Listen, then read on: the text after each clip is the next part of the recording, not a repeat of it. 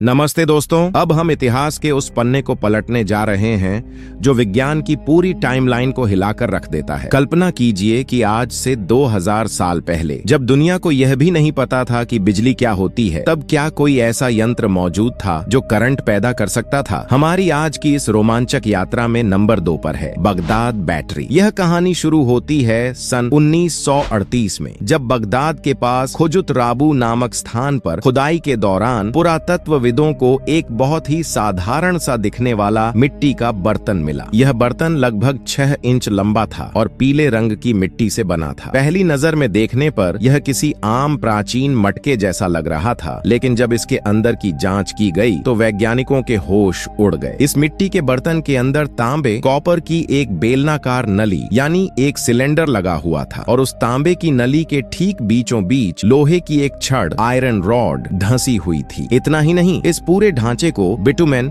यानी डामर एस्फॉल्ट की मदद से सील किया गया था ताकि अंदर का तरल पदार्थ बाहर न निकल सके। अब आप सोच रहे होंगे कि इसमें इतनी बड़ी बात क्या है। दोस्तों, अगर आपने स्कूल में विज्ञान पढ़ा है तो आप जानते होंगे कि एक इलेक्ट्रोलाइटिक सेल बनाने के लिए आपको 2 अलग अलग धातुओं और एक एसिड की जरूरत होती है। बगदाद के इस मटके में तांबा और लोहा तो मौजूद था, लेकिन जब वैज्ञानिकों ने इसमें सिरका, विनेगर या नींबू का रस, लेमन जूस डालकर प्रयोग किया तो उन्होंने जो देखा वह चमत्कार से कम नहीं था। उस मिट्टी के प्राचीन मटके ने आधा वोल्ट से लेकर 2 वोल्ट तक की बिजली पैदा करना शुरू कर दिया। ये खोज अपने आप में एक धमाका थी। हम आज तक पढ़ते आए हैं कि बिजली और बैटरी का आविष्कार सन 1800 के आसपास एलेसेंड्रो वोल्टा ने किया था, लेकिन यह बगदाद बैटरी तो 2000 साल पुरानी थी। तो क्या इसका मतलब यह है कि प्राचीन मेसोपोटामिया के लोग बिजली का इस्तेमाल करना जानते थे? अब सवाल उठता है कि अगर उनके पास बिजली थी तो वे उसका करते क्या थे? क्या वे उस समय बल्ब जलाते थे या फिर उनके पास कोई ऐसी गुप्त तकनीक थी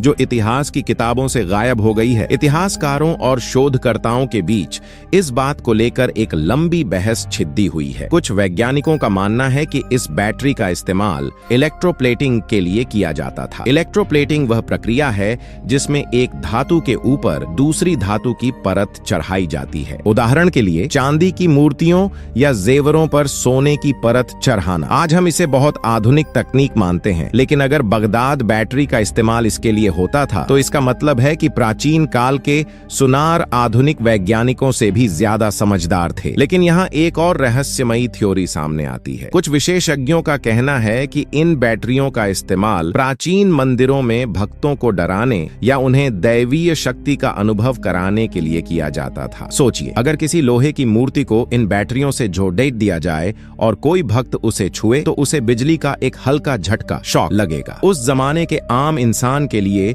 यह किसी चमत्कार या भगवान के प्रकोप से कम नहीं रहा होगा। पुजारियों ने शायद इस गुप्त तकनीक का इस्तेमाल अपनी शक्ति और प्रभाव बढ़ाने के लिए किया हो। परंतु इस कहानी में एक बहुत बड़ा पेंच है। अगर प्राचीन काल में बिजली मौजूद थी तो हमें उस समय के तारों के सबूत क्यों नहीं मिलते? हमें उस समय के बल्ब या स्विच क्यों नहीं मिलते? यहीं से शुरू होती है प्राचीन एलियंस और खोई हुई सभ्यता की थ्योरी। कुछ लोग मानते हैं कि यह ज्ञान इंसान का अपना नहीं था, बल्कि उसे बाहरी दुनिया के जीवों से मिला था। उनका तर्क है कि मिस्र के पिरामिडों के अंदर बनी डेंडेरा लाइट की नक्काशी भी इसी तरह की बिजली की ओर इशारा करती है। उन नक्काशियों में साफ तौर पर बड्ढे बड्ढे कांच के ट्यूब जैसे यंत्र दिखाई देते हैं जो बिल्कुल आज के आधुनिक बिजली के बल्बों की तरह लगते हैं। अगर हम बगदाद बैटरी और डेंडेरा लाइट को एक साथ जोड़ ढाक कर देखें तो एक बहुत ही डरावनी और रोमांचक तस्वीर सामने आती है। क्या यह संभव है कि प्राचीन काल में एक वैश्विक बिजली का नेटवर्क, ग्लोबल पावर ग्रिड मौजूद था? क्या हमारे पूर्वज वायरलेस बिजली का इस्तेमाल करना जानते थे, जैसा कि महान वैज्ञानिक निकोला टेस्ला ने सालों बाद करने की कोशिश की थी? जर्मन पुरातत्वविद विल्हेम कोनिग, जिन्होंने पहली बार इस बैटरी पर शोध किया था, पूरी तरह से आश्वस्त थे कि यह एक पावर स्रोत ही था। लेकिन आधुनिक विज्ञान के कई बड्ढे नाम आज भी इस बात को मानने से कतराते हैं। उनका तर्क है कि हो सकता है यह मटके केवल प्राचीन दस्तावेजों या पवित्र नक्शों को सुरक्षित रखने के लिए बनाए गए हों। लेकिन अगर ऐसा है तो तांबे और लोहे का वह खास अरेंजमेंट और डामर की सीलिंग सिर्फ एक इत्तेफाक कैसे हो सकती है? इस रहस्य को और भी गहरा बनाती है वह घटना जब सन 2003 में इराक युद्ध के दौरान बगदाद के म्यूजियम से यह अनमोल बैटरियां और कई अन्य प्राचीन अवशेष चोरी हो गए। आज दुनिया को नहीं पता कि वे असली बैटरियां कहां हैं। क्या उन्हें जानबूझकर गायब कर दिया गया ताकि प्राचीन तकनीक का यह सच कभी दुनिया के सामने न आ सके? क्या कोई गुप्त संस्था यह नहीं चाहती कि हम अपने पूर्वजों की असली ताकत को पहचानें? बगदाद बैटरी आज भी विज्ञान के लिए एक बहुत बड़ी चुनौती बनी हुई है। यह हमें सोचने पर मजबूर करती है कि शायद हम अपनी प्रगति पर बहुत ज्यादा घमंड कर रहे हैं। हो सकता है कि हजारों साल पहले भी इंसान के पास वह सब कुछ था जो आज हमारे पास है, बस उसे नाम अलग दिया गया था। चाहे वह इलेक्ट्रोप्लेटिंग हो,